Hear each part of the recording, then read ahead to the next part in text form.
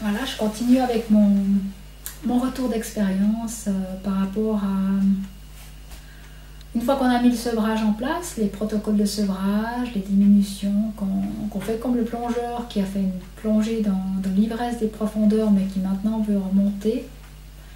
Le plongeur qui suit le protocole pour refaire ses paliers de décompression. Nous, on fait nos paliers de stabilisation.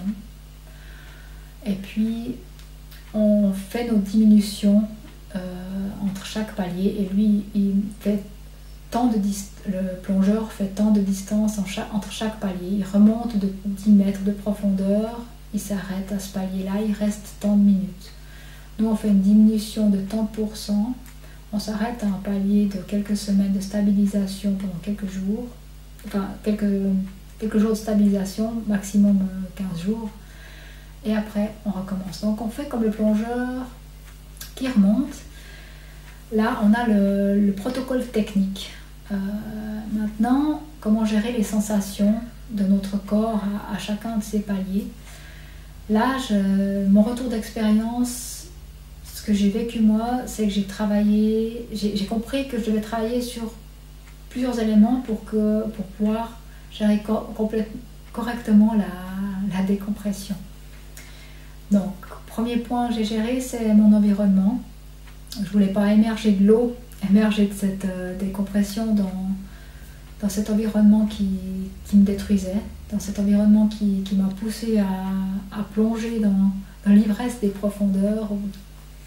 Donc j'ai décidé de changer ma trajectoire, de ne plus émerger au milieu du milieu psychiatrique, au milieu de ma famille. J'ai émergé seule dans un endroit isolé où je pouvais écouter mes propres besoins tout en continuant à aller chez mon médecin généraliste, mais en évitant la psychiatrie et en évitant de parler de problèmes psychiatriques avec mon médecin. Ensuite, j'ai travaillé sur ma physiologie, mon corps qui avait été très sollicité, mon cerveau qui avait été très endommagé par les médicaments. Donc là, j'ai décidé de le protéger en enlevant les substances qui pouvaient encore agresser mon système nerveux ou enflammer mes tissus. Donc toutes les substances chimiques, notamment l'aspartame, monosodium glutamate, alcool, tout ça peut agresser votre système nerveux. Et le sucre, voilà, j'ai vu que le sucre, pour moi, ça enflammait mes tissus. J'avais aussi mal aux articulations, puis ça peut enflammer encore plus le cerveau qui est déjà très sollicité par les produits chimiques, les psychotropes, antidépresseurs, benzodiazépines, neuroleptiques, somnifères, anxiolytiques. Voilà, il est déjà très sollicité par ça pendant le sauvage, donc j'ai enlevé ça. Je lui ai apporté des aliments qui ne contenaient pas de substances comme des pesticides, herbicides, donc d'alimentation bio. Et j'ai plus tard compris qu'il fallait également que je complémente mon alimentation avec des vitamines, des oligo-éléments. Voilà, donc là, médecin ou nutritionniste pour faire une cure de vitamines, une cure de minéraux, lire la doctoresse Kousmine. Personnellement, c'est ce qui m'a permis de comprendre ce qui se passait. Ensuite, travailler sur mes pensées pour arriver à gérer mon état, mes symptômes, les hallucinations, l'anxiété, les douleurs, les sensations corporelles bizarres, voilà, gérer tous ces symptômes-là. Le mental m'a beaucoup aidé à gérer aussi l'angoisse. J'ai suivi le protocole de Geertz parce que je trouve qu'une des meilleures façons de sortir de quelque chose, c'est de regarder les autres personnes, comment eux de regarder les personnes qui s'en sont sorties. J'avais un problème d'agoraphobie, ben j'ai cherché pas un médecin spécialiste en agoraphobie, parce que j'ai en fait des psychologues, des psychiatres, j'ai demandé beaucoup pendant des années, pendant les 13 ans où j'étais anxieuse, j'ai demandé de l'aide pour avoir des outils à ces personnes-là, mais qui n'avaient pas vécu l'anxiété, qui ne la comprenaient pas de l'intérieur, ils la comprenaient de l'extérieur. Donc j'ai jamais réussi à trouver des outils. Ils n'ont jamais réussi à m'amener des outils pour gérer mon anxiété, à part prendre des médicaments et enfonce-toi. Prends des médicaments pour couper tes sensations. Voilà, c'est comme ça qu'on gère l'anxiété. Alors je me suis dit, mais il faut peut-être plutôt que je me tourne vers les personnes qui, eux, ont vécu ça de l'intérieur, qui, eux, ont été anxieux, agoraphobes, qui ont eu des attaques de panique et qui s'en ont sortis parce qu'ils ont peut-être trouvé la technique pour s'en sortir. Et la méthode de Geert, c'était ça.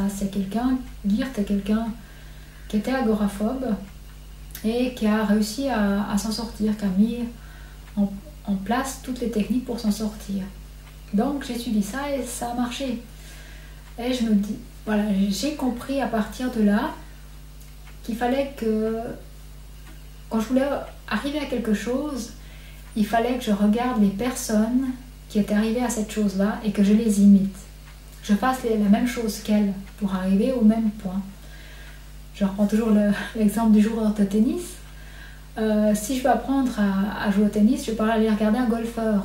Ou je ne vais pas regarder la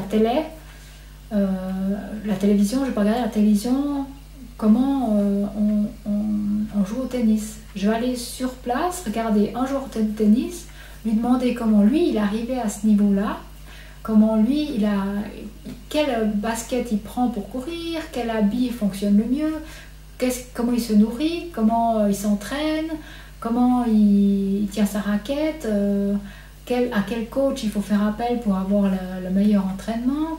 Voilà, je vais aller vers la personne qui a réalisé ce que moi j'aimerais réaliser.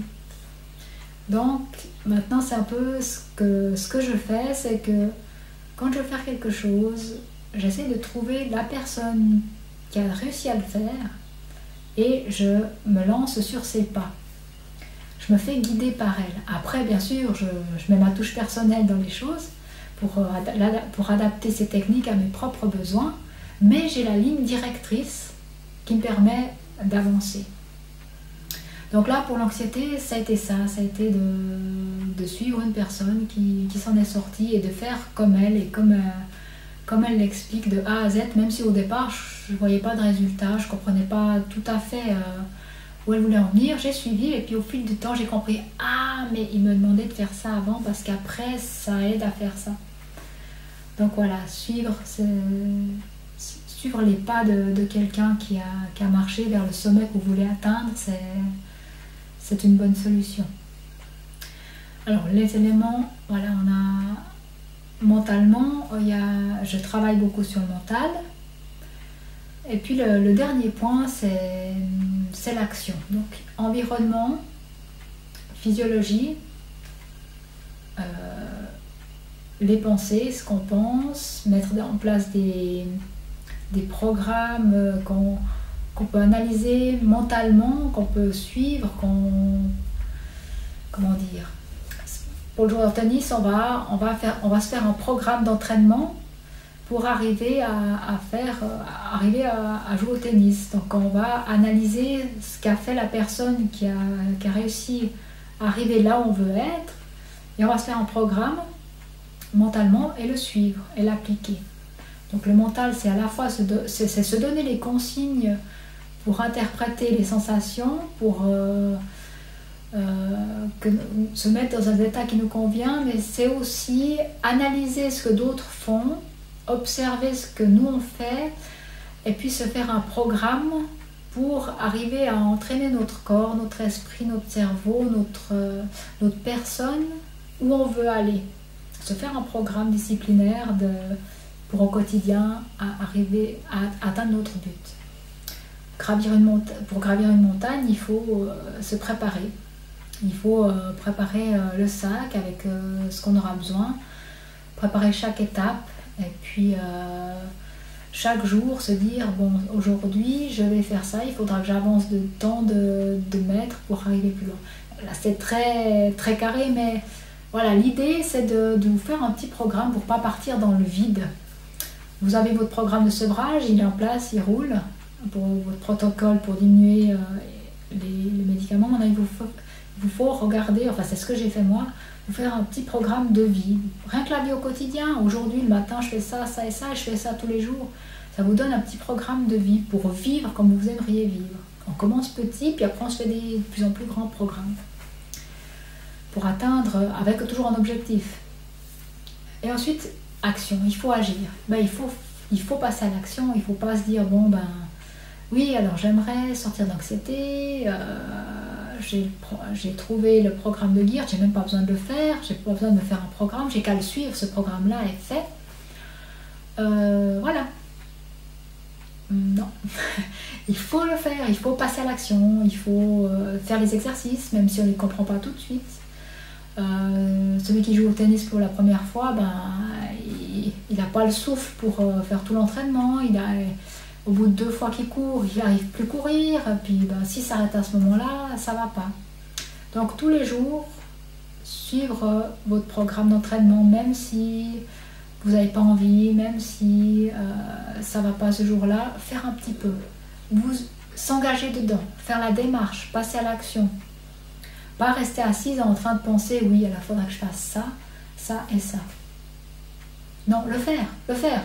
Une fois que vous avez décidé, le faire. Alors, pour pouvoir passer à l'action, il vous faut faire des petits programmes au départ, parce qu'il ne faut pas vous mettre en place des énormes programmes qui vous vont dégoûter de faire le premier pas. Non, premier programme, bon, aujourd'hui, je vais peut-être un peu bouger. Allez, je prends mon vélo d'appartement et je fais 5 minutes. Puis demain, je ferai 10 minutes.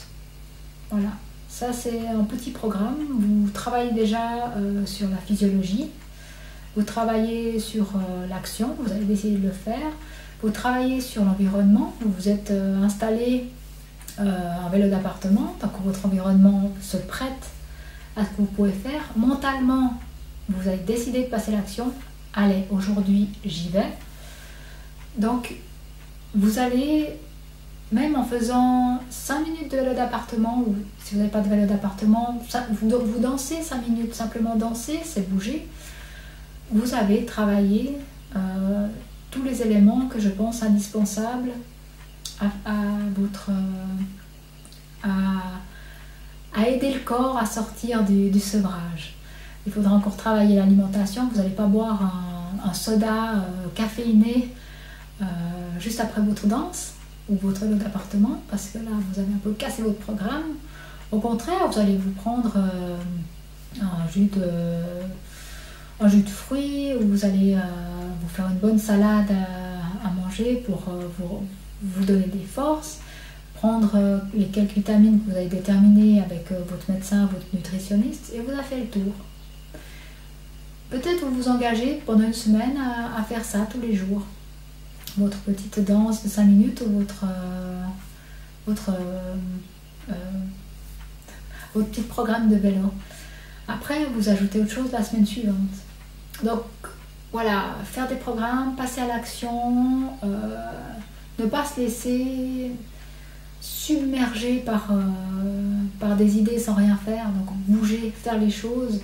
Et puis essayer de se rendre des choses accessibles, mais continuer à s'entraîner, Et puis si on n'arrive pas à se faire un programme pour gérer l'anxiété, par exemple, ou gérer d'autres choses, chercher des personnes qui ont réussi à se faire leur programme pour sortir de ça, et prendre leur programme et le faire, et se calquer dessus. Donc voilà, après il y a les psychologues, les psychothérapeutes, des aides à la personne, votre ostéopathe, voilà, un maître Reiki. Quelqu'un aura peut-être des techniques, pourra vous donner ce programme pour gérer par exemple un deuil, une séparation, pour gérer pour gérer une dépression, quoi. Il y a des personnes qui sont sorties de la dépression, il y a des personnes qui sont sorties de l'anxiété, il y a des personnes qui sont sorties du sevrage. Calquez-vous sur leur programme, sur comment elles ont fait, sur leur expérience, pour trouver le moyen de vous sortir aussi. Elles ont parcouru le chemin, elles le connaissent. Vous qui ne connaissez pas encore le chemin, moi je ne connaissais pas le chemin pour sortir de l'anxiété, eh ben, j'ai suivi le chemin tracé par quelqu'un d'autre. Là, c'est pareil, si vous voulez sortir de quelque chose, si vous voulez trouver... si vous avez un objectif, trouvez la personne qui l'a atteint et essayez de lui demander comment elle l'a fait et suivez son chemin en adaptant à vos besoins. Voilà, merci beaucoup. À bientôt.